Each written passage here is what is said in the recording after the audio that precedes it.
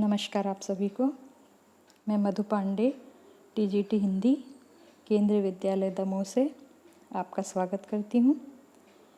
आज का पाठ है क्या निराश हुआ जाए। ये कक्षा 8 की पुस्तक वसंत भाग 3 से लिया गया है। तो बच्चों, सबसे पहले हम देखते हैं पाठ के लेखक के विषय में। तो क्या निराश हुआ जाए पाठ के लेखक हैं श्री हजारी प्रसाद द्विवेदी जी। क्या निराश हुआ जाए पाठ निबंध आचार्य हजारी प्रसाद द्विवेदी द्वारा लिखित एक श्रेष्ठ निबंध है। इस निबंध में लेखक ने सामाजिक बुराइयों पर प्रकाश डालते हुए स्पष्ट किया है कि बुराइयों के साथ साथ अच्छाइयों को भी उजागर किया जाना चाहिए। बच्चों, निबंध भी एक विधा है गद्य की। गद्य लेखन जैसा कि आप जानते हैं कहानी, उपन्यास, नाटक, एकांकी, उसी तरह से निबंध भी गद्य की एक विधा है। और हजारी प्रसाद द्विवेदी जी श्रेष्ठ निबंधकार हैं और इनके लिखे हुए निबंध भारत की सामाजिक समस्याओं को उजागर करने में सक्षम रहे हैं। तो चलिए आइए प्रवेश करते हैं पाठ में। क्या निराश हुआ जाए। लेखक कहते हैं, मेरा मन कभी कभी बैठ जाता है समाचार पत्रों में ठगी, डकैती, चोरी, तस्करी और भ्रष्टाचार के समाचार भरे रहते हैं। आरोप प्रत्यारोप का कुछ ऐसा वातावरण बन गया है कि लगता है देश में कोई ईमानदार आदमी ही नहीं रह गया है। हर व्यक्ति संदेह की दृष्टि से देखा जा रहा है। जो जितने ही ऊंचे पद पर है उनमें उतने ही अधिक दोष दिखाए जाते हैं। एक बहुत बड़े आदमी ने मुझसे एक बार कहा था कि इस समय सुखी वही है जो कुछ नहीं करता। जो कुछ भी करेगा उसमें लोग दोष खोजने लगेंगे, उसके सारे गुण भुला दिए जाएंगे और दोषों को बढ़ा चढ़ा कर दिखाया जाने लगेगा। दोष किसमें नहीं होते। यही कारण है कि हर आदमी दोषी अधिक दिख रहा है, गुणी कम या बिल्कुल ही नहीं। स्थिति अगर ऐसी है तो निश्चय ही चिंता का विषय है। इसमें लेखक कहना चाहते हैं कि आजकल समाचार पत्रों में ठगी, डकैती, हत्या, चोरी, तस्करी आदि के समाचार ही भरे रहते हैं और ऐसा लगता है कि देश में कोई ईमानदार रह ही नहीं गया है और प्रत्येक व्यक्ति को सभी शंका की दृष्टि से देखते हैं और सभी उनमें संदेह की दृष्टि से देखते हैं। और एक लेखक के जो मित्र हैं उन्होंने लेखक से कहा कि इस समय वही व्यक्ति सबसे ज़्यादा सुखी है जो कुछ नहीं करता। जो कुछ भी थोड़ा भी कोई काम समाज के हित में करने के लिए आगे आता है तो लोग उसके गुणों को कम और उसके दोषों को ज़्यादा देखने लगते हैं। ठीक है ना। चलिए अब आगे बढ़ते हैं। क्या यही भारतवर्ष है जिसका सपना तिलक और गांधी ने देखा था। रविंद्रनाथ ठाकुर और मदन मोहन मालवीय का महान संस्कृति सभ्य भारतवर्ष किस अतीत के गह्वर में डूब गया। आर्य और द्रविड़, हिंदू और मुसलमान, यूरोपीय और भारतीय आदर्शों की मिलन भूमि, मानव महासमुद्र क्या सूख ही गया। मेरा मन कहता है ऐसा हो नहीं सकता। हमारे महान मनीषियों के सपनों का भारत है और रहेगा। इसमें कवि ये कहना चाहते हैं कि आज का जो भारत हम देख रहे हैं वह हमारे महान विचारकों का भारत है। जो तिलक और महात्मा गांधी ने जिस भारत का सपना देखा था, रविंद्रनाथ टैगोर और मदन मोहन मालवीय ने जिस भारत का सपना देखा था, ये वही महान भारत है ना, जो कि अनेकता में एकता को अपने आप में समेटे हुए है। यह सही है कि इन दिनों कुछ ऐसा माहौल बना है कि ईमानदारी से मेहनत करके जीविका चलाने वाले निरीह और भोले भाले श्रमजीवी पिस रहे हैं और झूठ तथा फरेब का रोजगार करने वाले फल फूल रहे हैं। ईमानदारी को मूर्खता का पर्याय समझा जाने लगा है। सच्चाई केवल भीरू और बेबस लोगों के हिस्से पड़ी है। ऐसी स्थिति में जीवन के महान मूल्यों के बारे में लोगों की आस्था ही हिलने लगी है।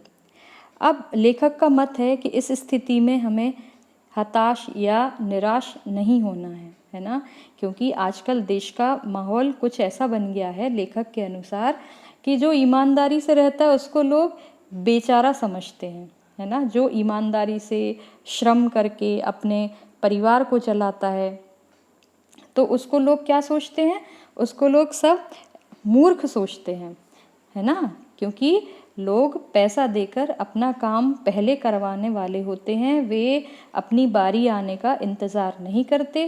तो ये भी तो एक भ्रष्टाचार का कारण है ना, एक भ्रष्टाचार का प्रकार है।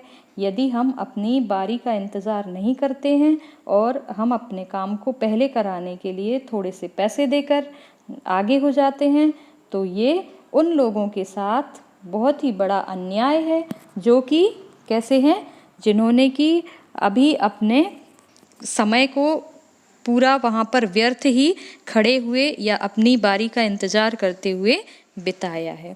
ठीक, तो आजकल लेखक के अनुसार जो ईमानदार लोग हैं वे मूर्ख समझे जाते हैं और ईमानदारी केवल डरे हुए और सहमे हुए लोगों के पल्ले पड़ी है, उनके हिस्से में आई है। भारतवर्ष ने कभी भी भौतिक वस्तुओं के संग्रह को बहुत अधिक महत्व नहीं दिया है। उसकी दृष्टि से मनुष्य के भीतर जो महान आंतरिक गुण स्थिर भाव से बैठा हुआ है वही चरम और परम है। लोभ, मोह, काम, क्रोध आदि विचार मनुष्य में स्वाभाविक रूप से विद्यमान रहते हैं, पर उन्हें प्रधान शक्ति मान लेना और अपने मन तथा बुद्धि को उन्हीं के इशारों पर छोड़ देना बहुत बुरा आचरण है। कवि कहते हैं कि हमारी जो सनातन संस्कृति है, जो हमारी भारतीय संस्कृति है, उसमें कभी भी अपने आराम के लिए चीज़ों का संग्रह करना कभी भी उचित नहीं माना गया है, वरन हमारी संस्कृति में तो दूसरों की सेवा करना, दूसरों की समय आने पर सहायता करना, इसी को हमारा सबसे बड़ा मूल्य समझा गया है, जीवन मूल्य समझा गया है। लेकिन लोगों ने क्या किया है, लोगों ने इन सब प्रधान मूल्यों को छोड़ दिया है और अब वे सिर्फ अपने लोभ, मोह, काम, क्रोध आदि को ही, इन विचारों को ही अपने जीवन का आधार मानने लगे हैं। ठीक है, तो इस तरह से कवि ये लेखक ये कहना चाहता है कि भारतवर्ष ने कभी भी इन सारी विषय वासनाओं वाली वस्तुओं को कभी भी उचित स्थान अपने जीवन में नहीं दिया है, उन्हें सदा संयम के बंधन से बांध कर रखने का प्रयत्न किया है ना। परंतु भूख की उपेक्षा नहीं की जा सकती, बीमार के लिए दवा की उपेक्षा नहीं की जा सकती, गुमराह को ठीक रास्ते पर ले जाने के उपायों की उपेक्षा नहीं की जा सकती, है ना। तो लेखक कहना चाहते हैं कि जीवन के लिए जो अत्यावश्यक चीज़ें हैं उनको तो हमें हर हाल में जुटाना ही है एक सामान्य जीवन जीने के लिए। हुआ यह है कि इस देश के कोटि कोटि दरिद्र जनों की हीन अवस्था को दूर करने के लिए ऐसे अनेक कायदे कानून बनाए गए हैं जो कृषि, उद्योग, वाणिज्य, शिक्षा और स्वास्थ्य की स्थिति को अधिक उन्नत और सुचारू बनाने के लक्ष्य से प्रेरित हैं। परंतु जिन लोगों को इन कार्यों में लगना है उनका मन सब समय पवित्र नहीं होता, प्राय वे ही लक्ष्य को भूल जाते हैं और अपनी ही सुख सुविधा की ओर ज़्यादा ध्यान देने लगते हैं, है ना। तो इसमें लेखक ये कहना चाहता है कि जैसे ही पहले तो लोग बड़ी बड़ी बातें करते हैं, भ्रष्टाचार नहीं करने की बातें करते हैं, ईमानदारी से जीवन जीने की बातें करते हैं, कम वस्तुओं में अपना जीवन यापन करने की बात करते हैं, लेकिन जैसे ही वह सार्वजनिक पदों पर, उच्च पदों पर पहुंच जाते हैं, बड़ी अच्छी सी नौकरी में पहुंच जाते हैं, तो वे ये सारी बातें भूल जाते हैं। वे समाज सेवा का जो उन्होंने लक्ष्य चुना था वो भूल जाते हैं और क्या करने लगते हैं, अपनी ही सुख सुविधाओं को पूरा करने के लिए येन केन प्रकारेण धन संग्रह करने की प्रवृत्ति उनमें आ जाती है और वे धन संग्रह करने लगते हैं। भारतवर्ष सदा कानून को धर्म के रूप में देखता आ रहा है। आज एकाएक कानून और धर्म में अंतर कर दिया गया है। धर्म को धोखा नहीं दिया जा सकता, कानून को दिया जा सकता है। यही कारण है कि जो लोग धर्म भीरू हैं वे कानून की त्रुटियों से लाभ उठाने में संकोच नहीं करते, है ना। तो भारत में हमेशा ही कानून के ऊपर धर्म को रखा गया है ना। और कानून और धर्म में अंतर लेखक ये बताता है कि धर्म को धोखा नहीं दिया जा सकता, लेकिन कानून को दिया जा सकता है। और यही कारण है कि जो लोग धर्म भीरू होते हैं, धर्म से डरे हुए होते हैं, वे क्या करते हैं, कानून की गलतियों का, कानून की कमियों का लाभ उठाने में बिल्कुल भी संकोच नहीं करते। इस बात के पर्याप्त प्रमाण खोजे जा सकते हैं कि समाज के ऊपरी वर्ग में चाहे जो भी होता रहा हो, भीतर भीतर भारतवर्ष अब भी यह अनुभव कर रहा है कि धर्म कानून से बड़ी चीज़ है। अब भी सेवा, ईमानदारी, सच्चाई और आध्यात्मिकता के मूल्य बने हुए हैं। वे दब अवश्य गए हैं लेकिन नष्ट नहीं हुए हैं। आज भी वह मनुष्य से प्रेम करता है, महिलाओं का सम्मान करता है, झूठ और चोरी को गलत समझता है, दूसरों को पीड़ा पहुंचाने को पाप समझता है। हर आदमी अपने व्यक्तिगत जीवन में इस बात का अनुभव करता है। और तो इस पैराग्राफ में आप देखिए कि हमारे समाज में आज भी जो एक आम भारतीय नागरिक है, जो एक आम भारतीय जन है, वो हमेशा ही धर्म को कानून से बड़ी चीज़ मानता है और उसमें अभी भी दूसरों की सेवा करना, ईमानदारी से अपना जीवन यापन करना और सच्चाई और आध्यात्मिकता उसके जीवन के मूल्य बने हुए हैं, जिन पर कि उसका सारा जीवन टिका है। वो आज भी मनुष्य से प्रेम करता है, महिलाओं का सम्मान करता है ना। तो इस तरह से ये जीवन मूल्य हमारे भारतीय समाज में आज भी पाए जाते हैं, और वो भी किसमें, जो एकदम ही सामान्य नागरिक है उसके अंदर। समाचार पत्रों में जो भ्रष्टाचार के प्रति इतना आक्रोश है, वह यही साबित करता है कि हम ऐसी गलत चीज़ों को गलत समझते हैं और समाज में उन तत्वों की प्रतिष्ठा कम करना चाहते हैं जो गलत तरीके से धन या मान संग्रह करते हैं। दोषों का पर्दाफाश करना बुरी बात नहीं है। बुराई यह मालूम होती है कि किसी के आचरण के गलत पक्ष को उद्घाटित करके उसमें रस लिया जाता है और दोषोद्घाटन को एकमात्र कर्तव्य मान लिया जाता है। बुराई में रस लेना बुरी बात है, अच्छाई में उतना ही रस लेकर उजागर ना करना और भी बुरी बात है। सैकड़ों घटनाएं ऐसी घटती हैं जिन्हें उजागर करने से लोक चित्त में अच्छाई के प्रति अच्छी भावना जगती है। यहाँ लेखक कहना चाहते हैं कि हमारे समाज में आज दोषों का पर्दाफाश करना बहुत आम बात हो गई है। चाहे आप टेलीविज़न में देखिए, चाहे आप समाचार पत्रों में देखिए, सभी जगह एक दूसरे के दोषों को उद्घाटित करने में, जनता के सामने लाने में कोई भी नेता, अभिनेता, कोई भी बड़ा अफसर, कोई भी पीछे रहना नहीं चाहता है। और दूसरे की गलती यदि उन्हें पकड़ में आ जाती है तो उसमें वे बहुत आनंद का अनुभव करते हैं, बहुत ही उनमें रस लेते हैं। ठीक है। फिर लेखक कहते हैं कि चलिए ठीक है, बुराई में रस लेना बुरी बात है, मतलब दूसरे की बुराई में अपना मज़ा ढूंढना, अपने आप को आनंदित महसूस करना, ये बहुत बुरी बात है। लेकिन यदि अच्छाई है और अच्छाई को आप उतने ही मनोभाव से उजागर नहीं करते हैं तो वो बहुत बुरी बात है ना। वो बहुत बुरी बात है यदि हम अच्छाई को उजागर नहीं करते हैं रुचि लेकर। ठीक है ना। अब एक बार रेलवे स्टेशन पर टिकट लेते हुए गलती से मैंने 10 के बजाय 100 रुपये का नोट दिया और मैं जल्दी जल्दी गाड़ी में आकर बैठ गया। थोड़ी देर में टिकट बाबू उन दिनों के सेकंड क्लास के डिब्बे में हर आदमी का चेहरा पहचानता हुआ उपस्थित हुआ। उसने मुझे पहचान लिया और बड़ी विनम्रता के साथ मेरे हाथ में 90 रुपये रख दिए और बोला, यह बहुत गलती हो गई थी, आपने भी नहीं देखा? मैंने भी नहीं देखा। उसके चेहरे पर विचित्र संतोष की गरिमा थी। मैं चकित रह गया। यहाँ लेखक कहना चाहते हैं कि एक बार उनके साथ जो घटना घट गई थी कि जल्दी जल्दी में रेलवे की टिकट लेते समय वो 10 रुपये की बजाय 100 रुपये का नोट दे आए थे और आकर के गाड़ी में बैठ गए थे। तो जो टिकट बाबू था ना, जो टिकट दे रहे थे, वो उनके 90 रुपये लौटाने के लिए गाड़ी तक उनके पास आए और उन्होंने लेखक को 90 रुपये वापस किए और उसके बाद उनके चेहरे पर एक संतोष की गरिमा थी, एक संतोष का भाव था कि चलो भाई, मैंने उनके पैसे वापस कर दिए। और उसकी मतलब टिकट बाबू की इस तरह की विचार धारा को देखकर लेखक क्या कहते हैं कि मैं आश्चर्यचकित रह गया।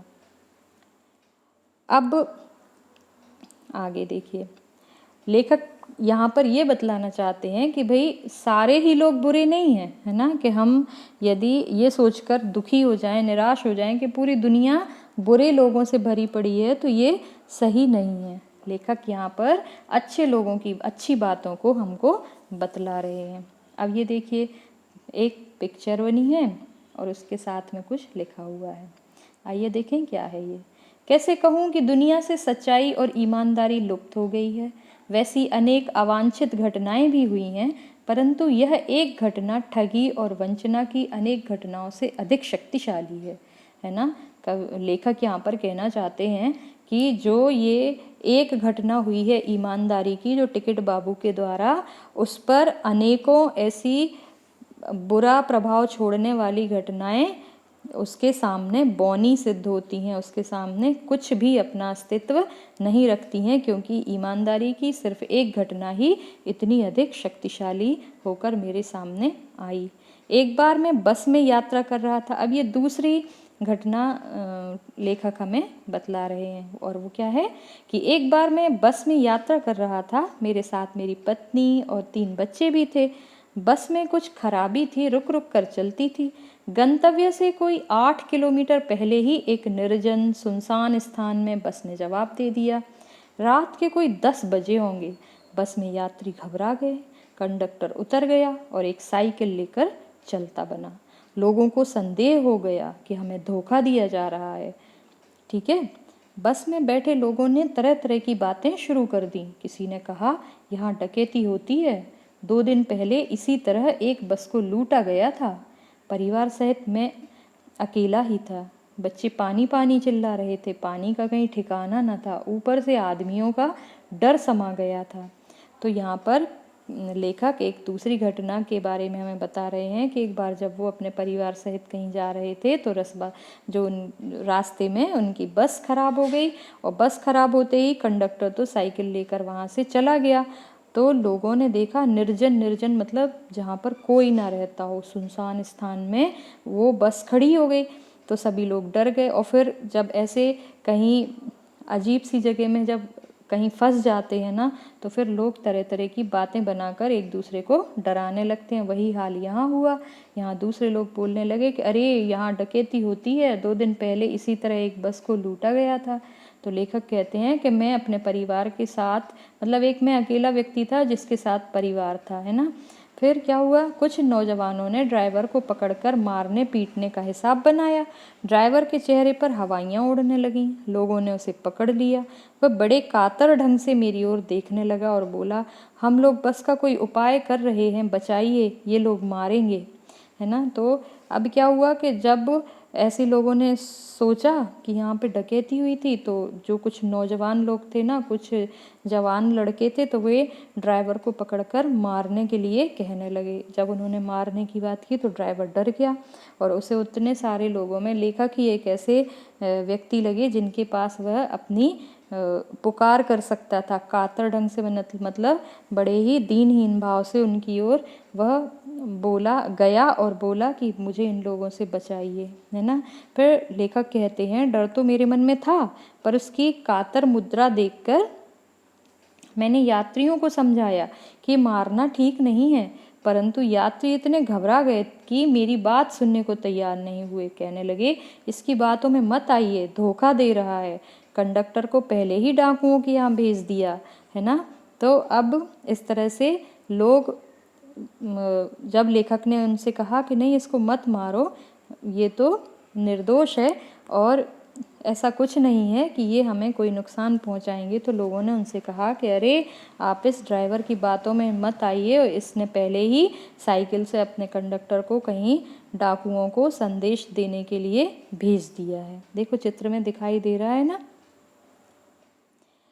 फिर लेखक कहते हैं, मैं भी बहुत भयभीत था, पर ड्राइवर को किसी तरह मारपीट से बचाया। 1.5-2 घंटे बीत गए। मेरे बच्चे भोजन और पानी के लिए व्याकुल थे। मेरी और पत्नी की हालत बुरी थी। लोगों ने ड्राइवर को मारा तो नहीं, पर उसे बस से उतारकर एक जगह घेर कर रखा। है ना। अब उन्होंने क्या किया लोगों ने कि ड्राइवर को उतार लिया बस से और एक जगह उसको बीच में बिठा लिया और बाकी सब घेर कर उसको बैठ गए। और जो लेखक थे उनके बच्चे भी भोजन और पानी के लिए व्याकुल हो रहे थे, मतलब परेशान हो रहे थे, उन्हें भी भूख और प्यास लगी थी। लेखक की पत्नी भी बहुत डर रही थी, लेखक खुद ही डर रहे थे। फिर क्या हुआ, फिर लोगों ने उस ड्राइवर को मारा तो नहीं। फिर क्या हुआ, कोई भी दुर्घटना होती है तो पहले ड्राइवर को समाप्त कर देना उन्हें उचित जान पड़ा, है ना। लोगों ने ड्राइवर को इसलिए पकड़ के रखा था कि यदि कोई भी दुर्घटना घटेगी तो सबसे पहले इसको मारेंगे, है ना। फिर मेरे गिड़गिड़ाने का कोई विशेष असर नहीं पड़ा। इसी समय क्या देखता हूँ कि एक खाली बस चली आ रही है और उस पर हमारा बस कंडक्टर भी बैठा हुआ है। उसने आते ही कहा, अड्डे से नई बस लाया हूँ, इस बस पर बैठिए, वह बस चलने लायक नहीं है। फिर मेरे पास एक लोटे में पानी और थोड़ा दूध लेकर आया और बोला, पंडित जी, बच्चों का रोना मुझसे देखा नहीं गया, वहीं दूध मिल गया, थोड़ा लेता आया। अब ये देखिए, जहाँ लोग सोच रहे थे कि वो कंडक्टर डाकुओं को बुलाने गया है हम लोगों को क्या करने के लिए, लूटने के लिए, हम लोगों को मारने के लिए, लेकिन यहाँ तो चित्र ही विचित्र हो गया। कैसे कि वो तो जो कंडक्टर जिसको वो सोच रहे थे कि ये हमको डाकुओं से लुटवाएगा, वही कंडक्टर उन लोगों के लिए एक नई बस ले आया और उसके ऊपर वो लेखक के बच्चों के लिए दूध और पानी भी लेता आया। तो इस तरह से कंडक्टर क्या था, इस समाज में एक बहुत ही सहृदय व्यक्ति था। फिर जो कि लेखक को मिला। फिर क्या हुआ, यात्रियों में फिर जान आई। सबने उसे धन्यवाद दिया, ड्राइवर से माफ़ी मांगी और 12 बजे से पहले ही सब लोग बस अड्डे पहुँच गए। कैसे कहूँ कि मनुष्यता एकदम समाप्त हो गई, कैसे कहूँ कि लोगों में दया माया रह ही नहीं गई। जीवन में जाने कितनी ऐसी घटनाएं हुई हैं जिन्हें मैं भूल नहीं सकता, है ना। लेखक कहते हैं कि उनके जीवन में बहुत सारी ऐसी घटनाएं हुई हैं, लेकिन ये जो उनमें से कुछ इतनी अच्छी घटनाएं हुई हैं जिन्होंने उन सारी बुरी घटनाओं की यादों को उनके मन में नगण्य कर दिया है ना, बहुत छोटा कर दिया है। फिर लेखक लिखते हैं कि ठगा भी गया हूँ, धोखा भी खाया है, परंतु बहुत कम स्थलों पर विश्वासघात नाम की चीज़ मिलती है। केवल उन्हीं बातों का हिसाब रखो जिनमें धोखा खाया है, तो जीवन भर कष्टकर हो जाएगा।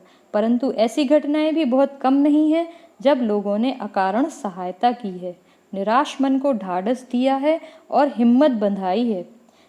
तो इस तरह से वो लेखक कहते हैं कि ऐसा नहीं है कि जीवन में मैं धोखा नहीं खाया हूँ, जीवन में लोगों ने मुझे ठगा भी है, मुझे बेवकूफ़ भी बनाया है, मुझे धोखे भी दिए हैं, लेकिन बहुत कम जगह ऐसा हुआ है कि मेरे विश्वास को तोड़ा गया हो, है ना।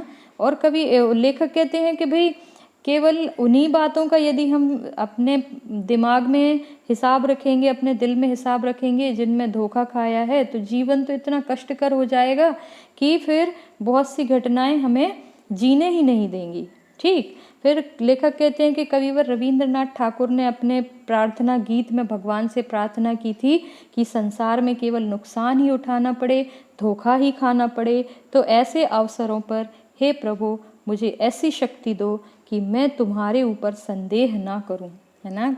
रविंद्रनाथ ठाकुर जी ने कहा ईश्वर से कि मुझे इतनी शक्ति देना कि मेरा विश्वास हमेशा आपके ऊपर बना रहे।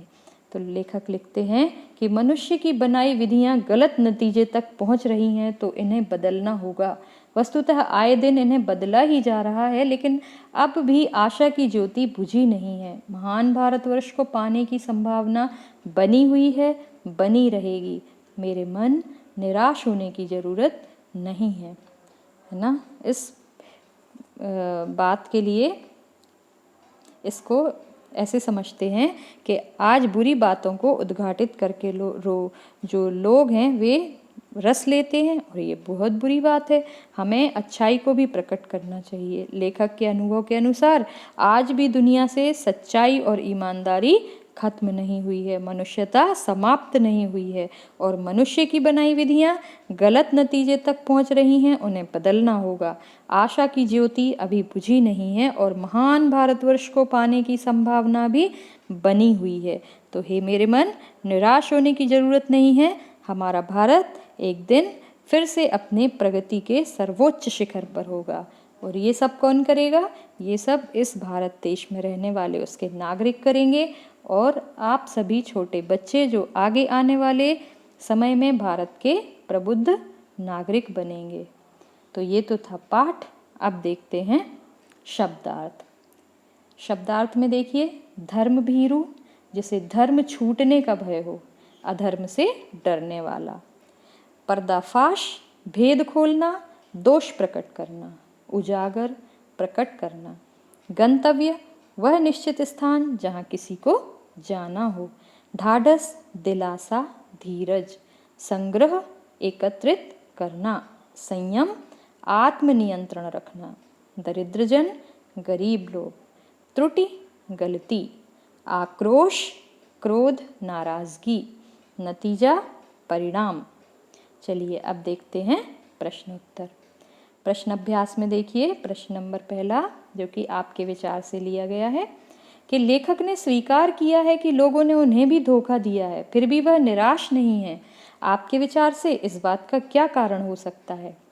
तो इसका उत्तर होगा कि लेखक का कहना है कि आज भी भारत में सेवा, ईमानदारी, सच्चाई और आध्यात्मिकता के मूल देशवासियों में विद्यमान हैं। ये मूल्य दब अवश्य गए हैं लेकिन नष्ट नहीं हुए हैं। आज भी एक सामान्य भारतीय नागरिक महिलाओं का सम्मान करता है, झूठ बोलने और चोरी करने को पाप समझता है, सेवा करना अपना धर्म समझता है।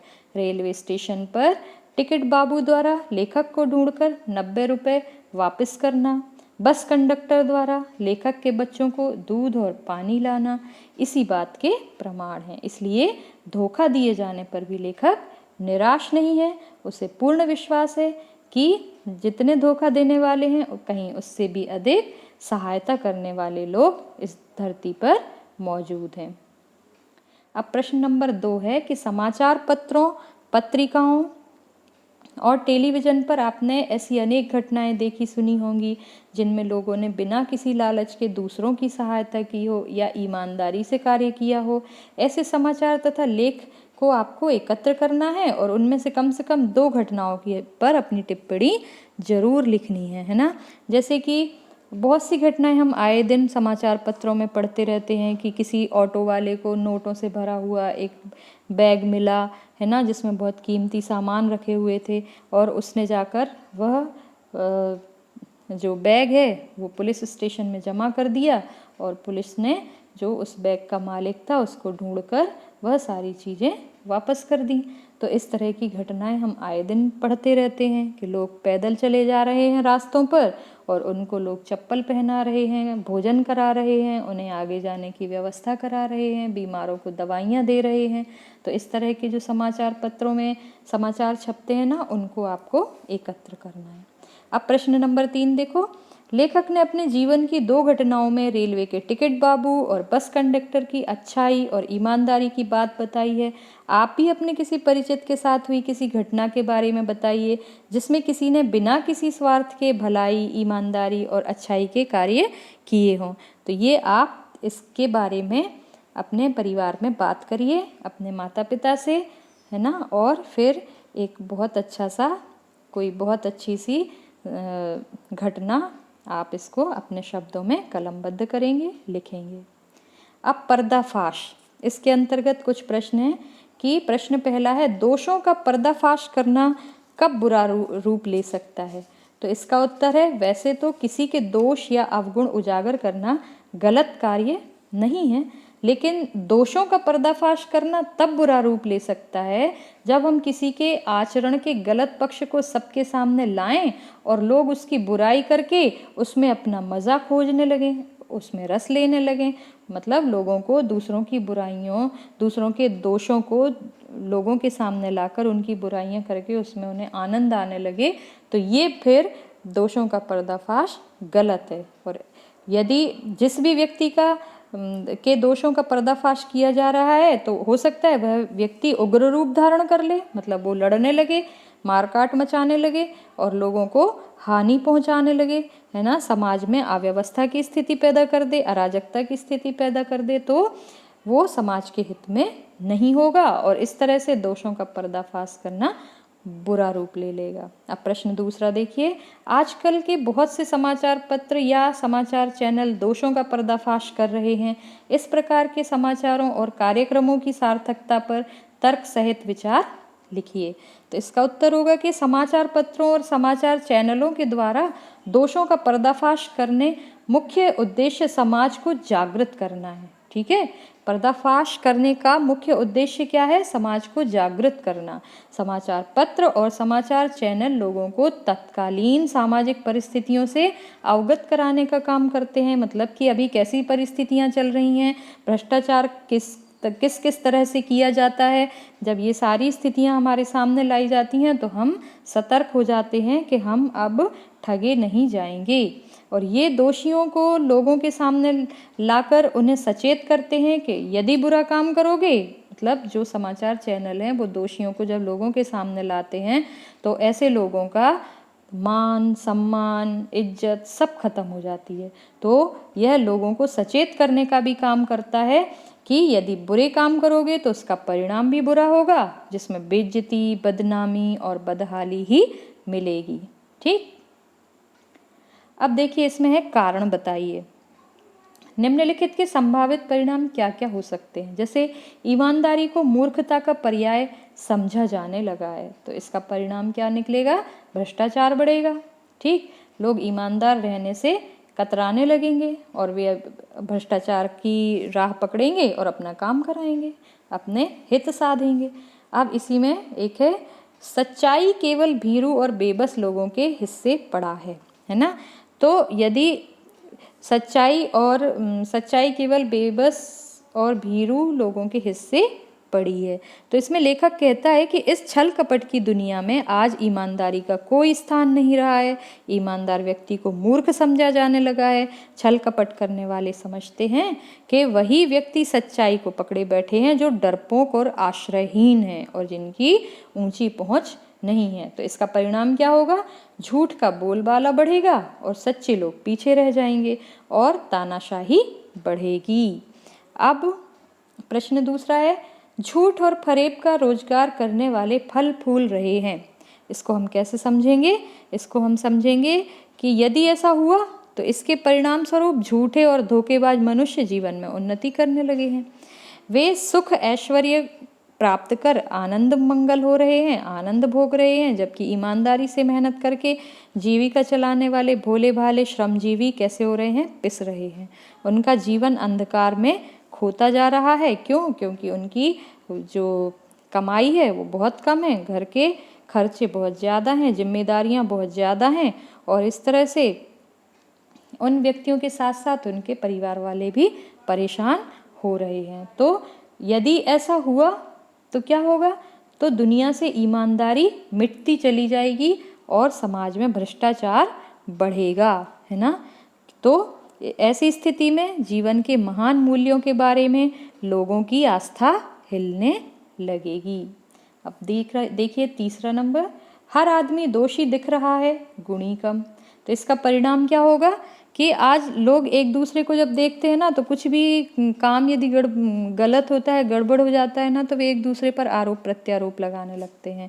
और ऐसा करने से क्या होगा कि हम दोषों का उल्लेख ज़्यादा करने लगते हैं और गुणों की अनदेखी कर देते हैं। यदि किसी की कोई बुरी बात या किसी दोष का पर्दाफाश किया जाता है ना, तो लोगों को फिर उसके सारे गुण अवगुणों में बदलते दिखाई देते हैं और उसके सिर्फ दोष ही दोष लोगों को दिखाई देने लगते हैं। और इससे लोगों में क्या होगा? आपस में अविश्वास बढ़ने लगेगा और लोग एक दूसरे का विश्वास करना बंद कर देंगे। ठीक है, तो ये तो हुए कारण बताइए। अब चलिए एक मज़ेदार सी बात कि दो लेखक और बस यात्रा। तो आपने इस लेख में एक बस की यात्रा के बारे में पढ़ा, इससे पहले भी आप एक बस यात्रा के बारे में पढ़ चुके हैं।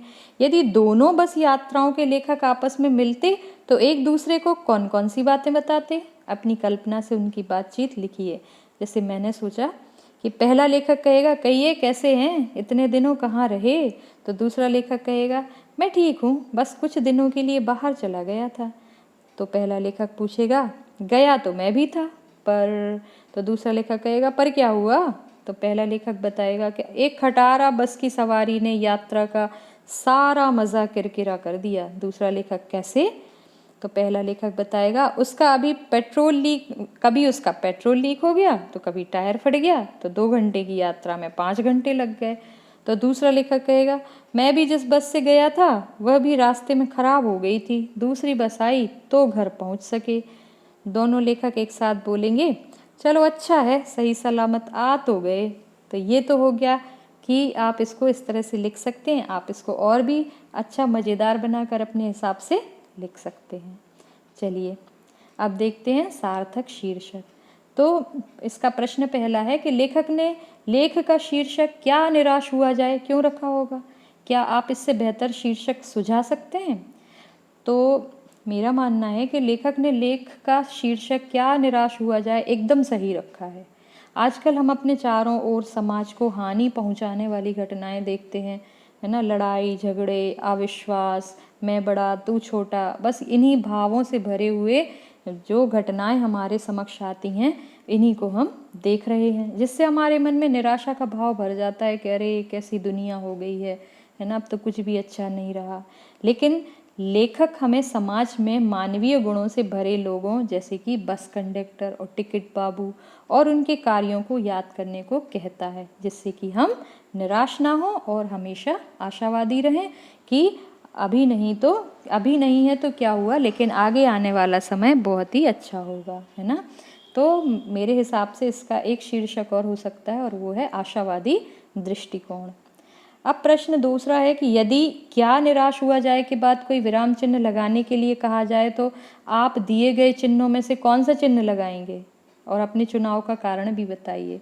तो इसका उत्तर होगा कि यदि क्या निराश हुआ जाए के बाद कोई विराम चिन्ह लगाने के लिए कहा जाए तो मैं प्रश्नवाचक चिन्ह लगाऊंगी, क्योंकि इस वाक्य में एक प्रश्न उठता है कि जीवन में अचानक ऐसा क्या हो गया जिससे निराश होना पड़ा। अब प्रश्न तीसरा है कि आदर्शों की बातें करना तो बहुत आसान है पर उन पर चलना बहुत कठिन है, क्या आप इससे सहमत हैं। तर्क सहित उत्तर दीजिए। तो इसका उत्तर होगा कि आदर्शों की बातें करना तो बहुत आसान है पर उन पर चलना बहुत कठिन है। मैं इससे पूर्ण रूप से सहमत हूँ। जैसे कि भारतीय संस्कृति में लालच न करना और मोह न करना मुख्य आदर्श हैं, लेकिन जैसे ही किसी बड़े पद पर व्यक्ति आता है तो वह अधिक से अधिक धन कमाने की कोशिश करने लगता है और साथ ही कठिनाइयों के डर से अपने आदर्शों को त्यागने में जरा सी भी देर नहीं लगाता और अपने सुख के लिए अपने आदर्शों को त्याग देता है। अच्छा, सपनों का भारत हमारे महान मनीषियों के सपनों का भारत है और रहेगा, ये लेखक ने हमको ऐसा कहा।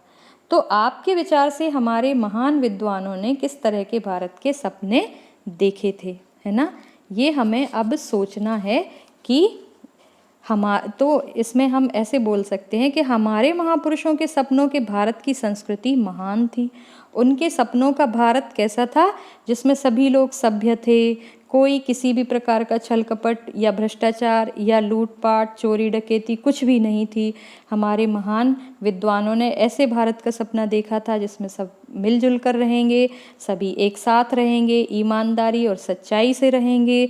और उनका सपना था कि भारत में आर्य और द्रविड़, हिंदू और मुसलमान, यूरोपीय और भारतीय समाज के आदर्शों का मिलन होगा। हमारे महापुरुष भारत के रूप में एक महान एवं आदर्श देश का सपना देखते थे। अब प्रश्न दूसरा है कि आपके सपनों का भारत कैसा होना चाहिए। तो भाई मेरे सपनों का भारत तो ऐसा होना चाहिए जो कि संसार का सर्वश्रेष्ठ देश हो, और मेरे देश का भविष्य देश के बच्चे हैं। इसीलिए मेरे सपनों के भारत में सभी के लिए शिक्षा, सभी के लिए रोजगार होना अति आवश्यक है और होना ही चाहिए। और हमारा देश क्योंकि कृषि प्रधान है तो इसीलिए मैं चाहूँगी कि मेरे सपनों के भारत में कृषि का उत्पादन इतना बढ़े कि हम सारी दुनिया में अपने कृषि के उत्पादों को बेचें और हमारे भारत के उद्योग और व्यापार इतने मजबूत बने, इतने सुदृढ़ बने कि हमारी अर्थव्यवस्था भी बहुत सुदृढ़ बन जाए और हमारा देश हमारे देश का पर्यावरण भी सुरक्षित हो और हम जियो और जीने दो की भावना का सारे विश्व में प्रचार प्रसार करें और हम सभी मिलजुल कर रहें। मेरे सपनों के भारत में चारों ओर खुशहाली, समृद्धि, आपसी प्रेम, भाईचारा, सहयोग आदि हो, है ना। और मानव का धर्म मानव की सेवा करना हो। तो मैं चाहूँगी कि मेरा भारत सारे विश्व में फिर से विश्व गुरु की पदवी प्राप्त करे। ठीक। अब भाषा की बात में देखिए कि प्रश्न पहला है कि दो शब्दों के मिलने से समास बनता है। समास का एक प्रकार है द्वंद्व समास। द्वंद्व मतलब होता है झगड़ा, लड़ाई। तो इसमें दोनों शब्द प्रधान होते हैं। जब दोनों भाग प्रधान होते हैं तो उनमें द्वंद्व, द्वंद्व मतलब होड़, स्पर्धा, इसकी भावना होती है। कोई भी किसी से पीछे नहीं रहना चाहता। जैसे चरम और परम, चरम परम, भीरू और बेबस, भीरू बेबस, दिन और रात, दिन रात। मतलब इसमें दोनों ही शब्द कैसे हैं, दोनों ही पद समान रूप से महत्वपूर्ण हैं। अच्छा, इसमें एक बात है कि जो और शब्द से दो शब्द जुड़े हुए हैं, तो यदि इस और शब्द को हटा दिया जाता है तो इनके बीच में योजक चिन्ह लगा दिया जाता है। योजक चिन्ह जानते हैं ना, योजक चिन्ह लगा दिया जाता है। कभी कभी एक साथ भी लिख दिया जाता है। तो द्वंद्व समास के उदाहरण आपको अपने पाठ में से ढूंढ कर लिखने हैं। तो इसमें मैं आपको, अच्छा, द्वंद्व समास में आपको क्या याद रखना है कि इसके दोनों ही पद समान रूप से प्रधान होते हैं। दोनों ही शब्द प्रधान होते हैं, कोई भी किसी से कम नहीं होता है, इसीलिए इसका नाम है द्वंद्व समास। और इसके दोनों पदों के बीच में एक योजक चिन्ह लगा रहता है। ठीक। तो जैसे मैंने कुछ ढूंढ कर लिखे हैं, रुपया पैसा, अपना पराया, हानि लाभ, नर नारी, माँ बाप, दाल रोटी, है ना। इसी तरह से आपको 6 और शब्द ढूंढने हैं द्वंद्व समास के और उनको लिखना है। अब इसमें प्रश्न दूसरा है, पाठ से तीनों प्रकार की संज्ञाओं के उदाहरण खोजकर लिखिए। आपको पहले ही मैंने आपको पढ़ाया है व्यक्तिवाचक संज्ञा, है ना, जो किसी व्यक्ति विशेष, स्थान विशेष, है ना, वस्तु विशेष का नाम होती है। जैसे भारतवर्ष एक देश है। ठीक है। महात्मा गांधी महापुरुष, ये भी व्यक्तिवाचक संज्ञा है। मदन मोहन मालवीय, हम जैसे ही इनका नाम लेते हैं इनका चित्र हमारे मन मस्तिष्क में उभर आता है, इसीलिए ये क्या है, व्यक्तिवाचक संज्ञा है। अब जातिवाचक संज्ञा, जैसे समाचार पत्र, मनुष्य, महिला, मतलब जो कि एक पूरे एक ही प्रकार की जाति के समूह को बताते हैं, वे जातिवाचक संज्ञाएं हो गई। ठीक है। तो समाचार पत्र, लेकिन यदि हमने कहा दैनिक भास्कर तो फिर तो वो व्यक्तिवाचक हो गया, क्योंकि वो केवल एक विशेष समाचार पत्र के बारे में बता रहा है। लेकिन जब हम कहते हैं समाचार पत्र तो इसमें बहुत सारे समाचार पत्रों का समावेश है, बहुत सारे समाचार पत्र इसमें समाहित हैं। ठीक। इसी प्रकार से भाववाचक संज्ञा, जैसे अच्छाई, सच्चाई, ईमानदारी, है ना।